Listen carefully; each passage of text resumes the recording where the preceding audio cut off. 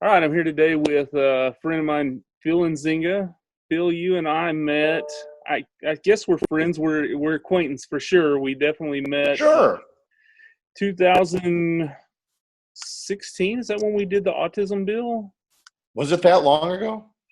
Maybe not. I mean, it could have been. Seriously, I bet that sounds right. Maybe. Yeah. So I'll kind of tell my story on that. I was called, like every advocate in the state at the time, to come to the Capitol and um, basically walk around and tell my story about my son. And you happen to be there. And to me, now I listen to the Morning Animal a lot. I used to more than I do now. I'll admit that, but just because I don't listen to the radio much anymore. But That's all right. hey, I when I met Phil and Zinga, I thought this is pretty cool. And then you and I actually we walked around and talked to a lot of people. And Oh yeah, that was an eye-opening experience, wasn't it? definitely, was it the House Majority Whip, or I can't remember. And he was intimidating, to say the least. The I have a word for that I won't use here, but I will tell you that's the first time I had people like that talk down to me. Yeah, And like I wasn't that important, that I didn't have much. And it wasn't just me, it was a lot of the parents. yeah, Like we were, like we were taking up their time, like we weren't that important. They yeah, had better things to do. They made that pretty clear. yeah.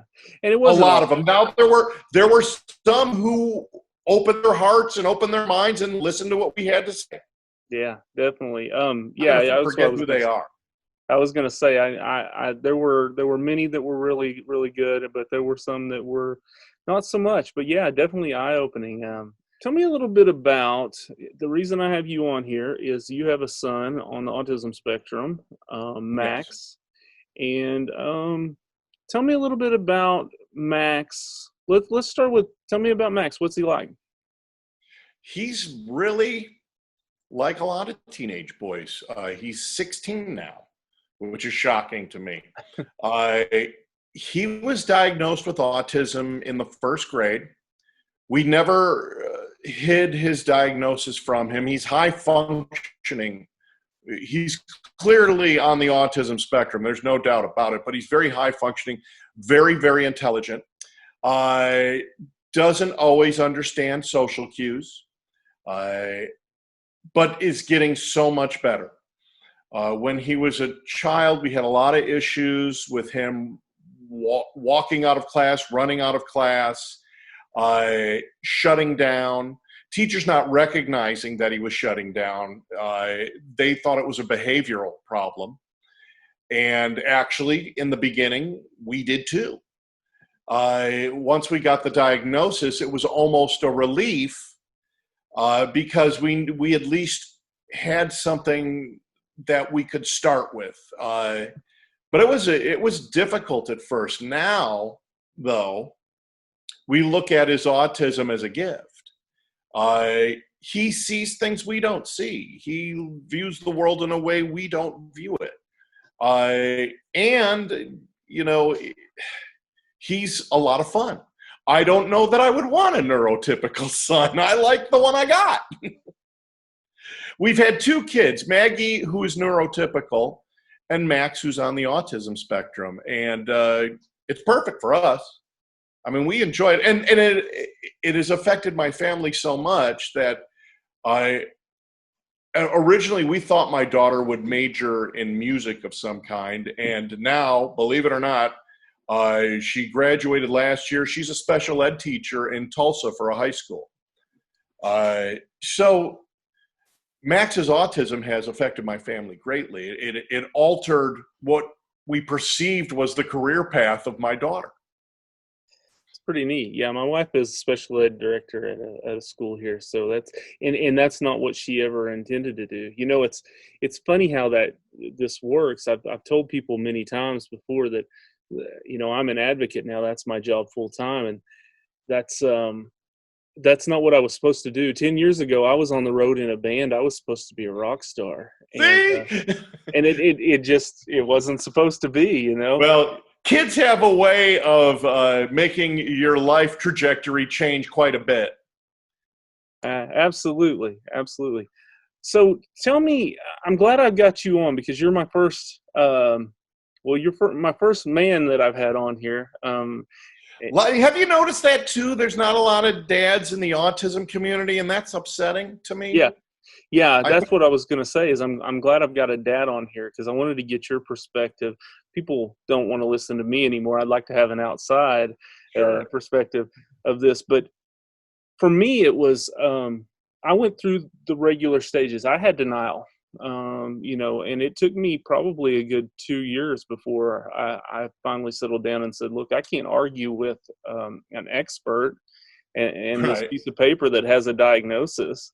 And once I put that aside, man, everything just opened up, and that's when I started to advocate. And then, now this is what I'm doing. So, tell me your experience with that.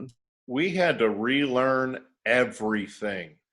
All the parenting tips and tricks that work with a neurotypical child do not work with a kid on the autism spectrum. Subtle hints don't get the job done. We learned to be very direct in asking for what we wanted from Max when it came to behavioral issues. We have to be very, very clear. You don't say to a kid on the autism spectrum, you think maybe you might want to take out the garbage, because the answer will be no. Why would I want to take out the garbage? No, you have to say, Max, take out the garbage right now. And he will stop what he's doing and he will take out the garbage right now. There won't even be an argument. But but on the flip side, that would have worked with my daughter. You could say, Maggie, that garbage is getting a little high up there. Can you? And then she would just take it out. And that's when we started to realize it's not because he's being a smart ass or a smart guy or trying to get out of something. Although now that he's a teenager, that's the weird part, by the way, of having an autistic teen. You have to separate what is typical boy BS and what is really, truly autism kicking in hard. But with our daughter, subtle hints, you didn't have to be direct. With Max, it has to be direct. I mean, as he gets older and as he matures, he starts to catch on. He still doesn't always make eye contact. My favorite thing is sometimes he'll be meeting a stranger and he'll forget to smile. And he almost looks menacing. But if you know him, he's not at all. He's the sweetest kid. So there's little things like that we're still working on. But what has amazed me was with maturity and high school actually has come really, really great success for Max. He used to get really, really bad grades. He used to have a lot of behavioral issues, even with the therapies, even with us intervening as much as we could. It was still very difficult for Max until he got to high school. And what happened in high school is he found marching band. And once he found marching band, it's something that he loved. And knowing that you have to keep your grades up, all of a sudden the passion was there and everything clicked into place. So he went from being a C, D, sometimes borderline, to almost a straight A student. And he was asked to join the National Honor Society this year. But of course, COVID-19 had other plans. Yeah. But I think he's still in, right? Is he still in? He's still in. Sure. But he didn't get to go to the ceremony, and and I think that was a bigger deal for us than for him. Yeah, absolutely. Well, I love that story. Here's some. So to go back to what you said, I always say I do trainings with parents, and I always tell them, look, my blueprint was my dad. My dad, former military, it was strict. It was do what you're told when you're told, that kind of thing. And when you're working with a kid that doesn't process as quickly as everybody else, and it takes time, that doesn't work. Yeah. And so what you said, I'm glad you said that. you have to rethink your entire parenting, because Did you what's the what's the one with the earpiece? The behavior, the therapy we did with the earpiece. PCIT? Yeah, parent-child interactive therapy was something that was a game changer for us. They would put Max and me in a room. We would take turns, and the therapist would be behind a two-way mirror, along with Sharon. I'd have an earpiece in, and my job was to redirect Max from certain tasks. And as you're doing this, you realize the behavioral therapy isn't for Max, it's for me. I'm the one that had to retrain myself. And my wife had to retrain herself on how to be a parent all over again, because the tips and strategies that, like I said before, that you use with a neurotypical child will not work. They just won't. And things that you did to motivate one child who is neurotypical won't motivate the child that is on the spectrum. It just doesn't work that way. You really have to engage a child on the spectrum with something they really like to do. I mean, that's so helpful. At least it has been for us. And sometimes it takes a while to figure out what that is. We found that music really, really excites Max and gets him going and is a great motivator. So he now plays 3 instruments. He's teaching himself how to play the bass, which is so much fun to watch. That's pretty cool. I like that. And you know what? I've seen a lot of research that talks about how kids on the spectrum do tend to be. Now, of course, we know that they're all different, but many of them have that musical for whatever reason. I don't know if it's something that's clicking in the brain or what. There seems to be a lot of things on the creative side that excite these kids and really get them going. I know with my work with Autism Oklahoma, we have a film division called Invisible Layers.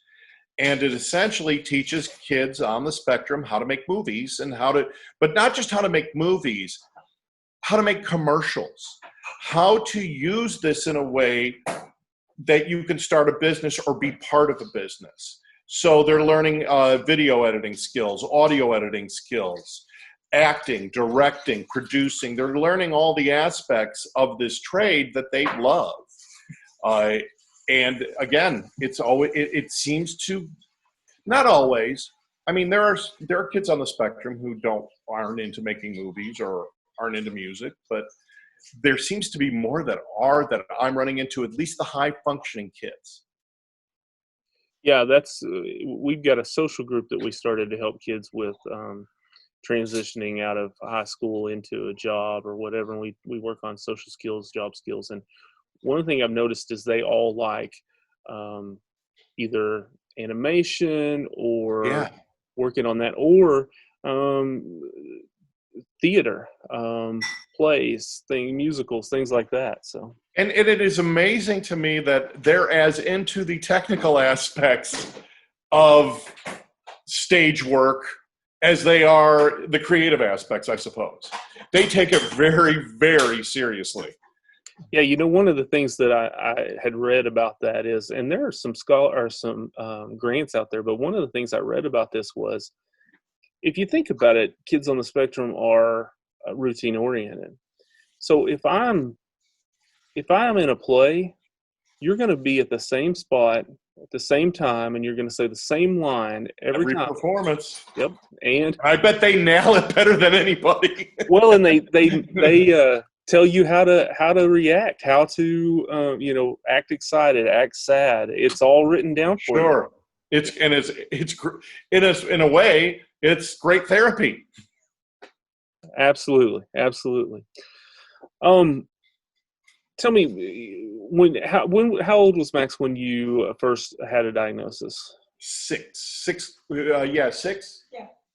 First grade, 6. Yeah. What were some of the voice in the side is your wife, I'm assuming?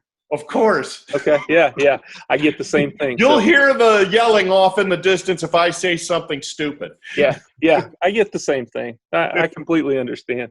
Or I used to write a column and my wife would read it and go, "That's not exactly how it happened." I'd be like, "Okay. Yeah. Okay. Well, Well, see, but I'm trying to tell a story too, hon. I mean, that's I right." have to edit certain things out, you know. Yeah. Tell me, what were some of the signs? What caused you guys to the alarms that were going off? He was shutting down in class. Max also had Tourette's, and so he would chirp, and his chirps sounded like he was laughing or going, huh, huh, and he'll still do it, and it catches me every now and then. I'm like, oh, you're chirping, or ticks, whatever you want to call it. And teachers thought he was laughing at them in class. We were getting called in every day for some behavioral issue. He didn't show up where he was supposed to. He won't talk to anybody. He's sitting with his head down at his desk and he refuses to have his head up. He's not sleeping. His eyes are open, but it's as if he's catatonic. Well, he was melting down and shutting down. But they didn't know at the time because Edmund didn't really know much about autism back then. It's crazy. That was only 10 years ago, by the way. And the changes that have been made in 10 years are shocking. It really is amazing in 10 years, at least for our schools in Edmond. There's been a lot of change. I can't speak for the rest of the state. I don't know what the situation is, but Yeah. Well, I see that too. I mean, my son is 15, so we're only a year behind. He was diagnosed at 3. And so I okay. always tell people that 10 years ago, you wouldn't believe the difference, in when I started advocating not only for him, but for other people, 8 to 10 years ago compared to now. Advocating was a lot harder 8 to 10 years ago, for sure, because teachers don't, at that time, and again, it's only 10 years ago, they didn't want to change the way they taught. And we had a serious issue with a teacher who actually pretty much ignored Max's IEP, which, by the way, the most important thing you can do as a parent is know your rights. That's the number. If I were to give anybody a piece of advice, know your rights as a parent as it pertains to the public school system. And if you know that, and they know you're going to do fine. Yeah, that's good advice. That's what I was going to get to a point where I asked for your advice, but you already hit it. And I'll tell you, I said this on another interview I did, and I say this in all my trainings, nothing scares a school more than an educated parent. And that has nothing to do with degrees, papers, whatever. If you know what you need, you know that you can get it, you know your rights when you walk in. And my job is an advocate. My job is to I get paid by the U.S. Department of Ed to go out and make sure that parents know their rights. And I tell them, I'm not trying to scare the school. So don't get me wrong, because we need to work with the school. Exactly. And I want to get to that, but yes, You're right. But if you know your rights, then you know that what they can and can't do. And that's a big deal. You will learn a phrase called administrative inconvenience. There's no such thing, which means they cannot deny your daughter or son their legally services they should get due to administrative inconvenience. If they say, we'd like to help you, but we don't have enough staff, I'm sorry, and I hate to use it. Do you have a bleep? Can you bleep people? Because that is bullshit. By law, they have to accommodate your children by law. A free and appropriate education. That's another phrase that you must know. Once you know these things and once you know your rights, you don't have to be difficult at IEP meetings. You don't. Because when they know that you know everything about, and sometimes you know more than they do, when it comes to parents' rights. There are times you will run into people and teachers that don't know the law as well as you do. It really is your job as a parent, and forget about autism, neurotypical, any of that.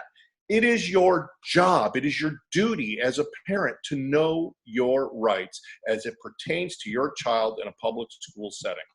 Because if you don't, you are not informed, and if you're not informed, you have no power.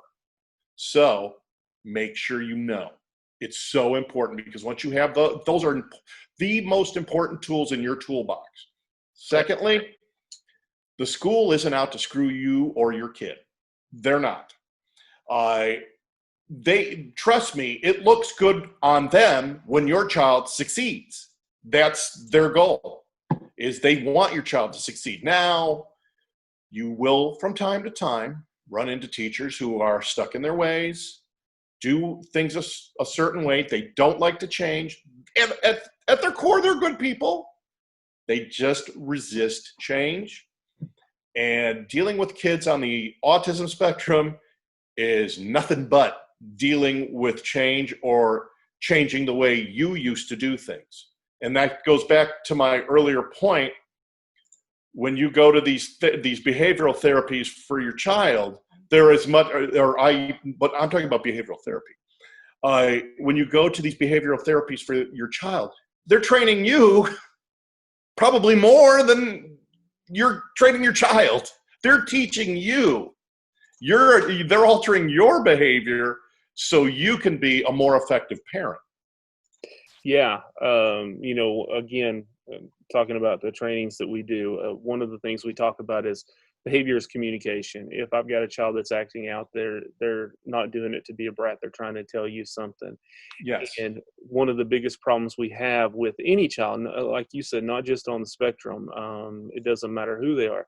If I've got a communication problem, 90% of the time the problem is on my end as an adult and not on the child's, because they're trying to tell you everything that they can. Yeah. It's learning how to read their story. Absolutely. So, yeah, no, I'm glad you said that. You're validating me, man. I like it. Without even knowing. That's right. See, this is something that I think if you were to ask any parent who has had a child on the spectrum and they've been dealing with this for a few years, you pick these things up. Sometimes there are parents who do not, and that's always tragic, I think. Again, being a parent is like a full-time job, right? Would you? I mean, that is the deal. Absolutely. Being a parent is a full-time job. Yeah, I tell my kids I only have one job in life, and that's to keep you alive. Yeah. Well, yeah. And then your next job is to get them out of the house so you can stay sane. But that is a full-time job. Having a kid on the spectrum, or having a kid with some form of disability, that's like having two full-time jobs.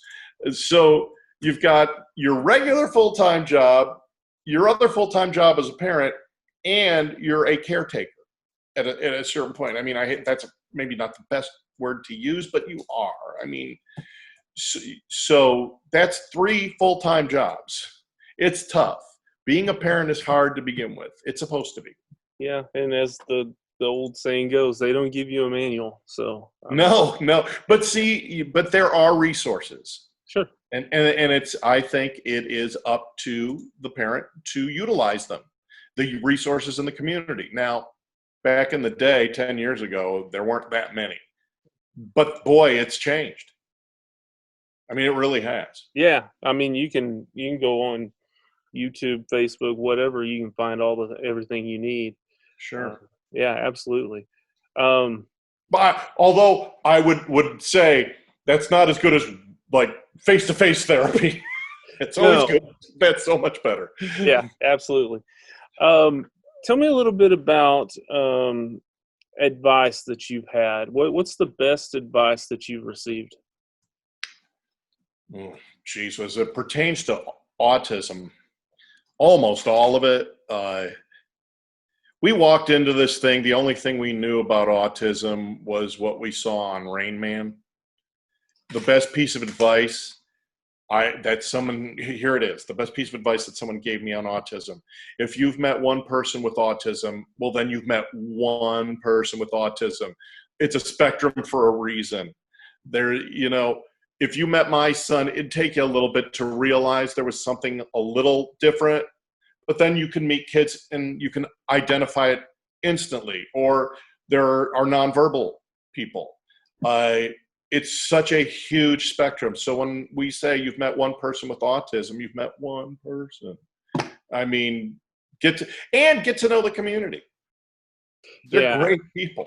Yeah. That's the funny thing is I've done these interviews with, Renee Damon with the Oklahoma Autism Network, and just lots of different advocates throughout the state. And it's funny how the network, once you're in, it's a big family. I mean, we see each other at conferences, and it's, hey, how you been? How's your kid? How's Sure. this? And because we understand. I mean, we get it. We've been there. We're doing the same things, and I think that I like the aspect of helping. Um, a big part of my job is we run a resource center. So helping those families that are newly diagnosed, I call newly diagnosed families that call me and say, hey, this is going on. What do I need to do? Because I can remember being there and thinking, what do I do? That helpless feeling. And that's Yeah. what I like to help with. So. That was the best thing for us was Autism Oklahoma, only because I literally didn't know anyone who had autism. I take it back. I didn't think I knew anyone who had autism. As I spent more time around people who were diagnosed, I realized there may be a lot of people in my life that are on the spectrum, probably walking around undiagnosed. I know for a fact I would be diagnosed on the spectrum. I spent my entire school career in some form of special ed, or in high school they called it college prep. Well, whatever it was before college prep, that's where I was in high school. It was a Catholic high school, so it wasn't like a public thing. But I know that I knew a lot of kids growing up that were probably on the autism spectrum, but they all put us into the same special ed class because that's what they did back then. Yeah. By the way, do you ever go to a restaurant or somewhere and someone who's waiting on you and you realize, oh man, they're on the spectrum? Yeah, you diagnose everybody now. I know, it's terrible. My wife. The best thing that happened to me was learning all these therapies and then applying them to the people I work with. Yeah. Well, you've heard the show. Right. Yeah. My wife is she's working on her psychometry certificate, so she can do some stuff, testing and things. And man, she diagnoses everybody now. She's like, they have this and this and this, and I'm like, calm down. But you See, can't. knowledge is power, maybe too much power. Yeah, exactly. But yeah, you start seeing all those little things in everybody. So. Oh yeah, the quirky behaviors. Yeah. Well, hey man, that's pretty much what I've got. I want to say I know you're a busy man, and I appreciate your time. I'm not as busy as you think. Well, I'm waiting to go vacuum the pool. That's my big day. Oh, you get to go back to pool. Nice. So I have to tell you, that's one of the things that I worry that this has been a huge setback for Max. The quarantine. He's happy as could be, obviously. No school. He doesn't have no forced socialization and all that stuff. But that forced socialization made a huge impact on his life. And now here we are. It's been 12 weeks since he's really hung out with friends in person. It's been 12 weeks since he's been in band with his buddies and doing his thing. So we're worried about a backward slide in social skills because of this. I think as far as school is concerned, he's going to be fine. In fact, his grades went up when he was learning from home. So that was cool. But I don't know if you're worried about any stuff like that, about socially, all the social distancing and what it will do for them, as this continues. Yeah, yeah. With Connor, it's the same thing. We worry about, that is his time to learn those social cues and learn how to be uh, socially accepted. Yeah, As much as that, we can argue one way or another whether that is necessary or whatever. But um, until we have a big change, we have to teach them how to act. And sure. so yeah, being at home, it's the he hasn't gotten that, so it has been difficult. Yeah. Yeah. We'll hear him in the middle of the night playing his bass or something. And your tendency is to go in there and go, "Will you knock it off?" But at the same time, he's working through some stuff too, and Yeah. just, I mean, this is hard on everybody. Yeah. Well, again, I want to say thank you, Thank you. for your time. I truly appreciate just you spending the time to talk. And Well, thank you for doing what you're doing for the parents of Oklahoma. You oh know, one of the best things I learned is tips. All these tips and strategies for raising a kid on the spectrum actually can help you in your real life, in your everyday life.